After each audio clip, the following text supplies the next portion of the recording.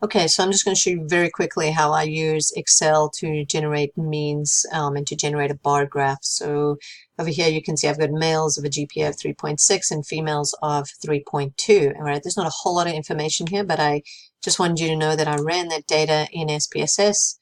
Here's my means for males, here's my means for females. And so I put this into Excel. I'm going to generate a bar graph. So if you go up here, normally your Excel is on the home page. If you go to Insert,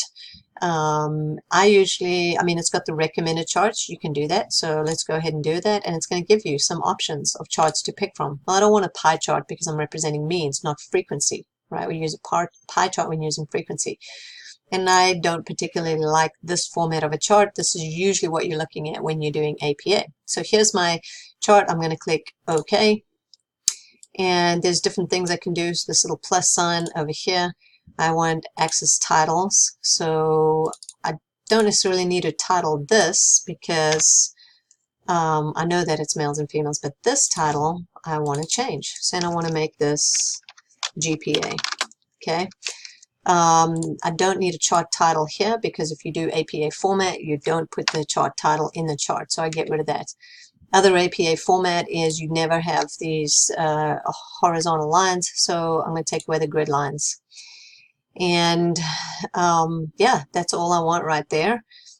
And I'm going to exit out of there, and I might change my fill to, whoops, here we go. I have to click on that. I'm going to change my fill to a solid, and I'm going to change that.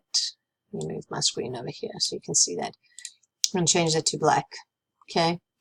And that's pretty much that's what my APA format of a graph is going to look like. And then you're going to copy and paste this.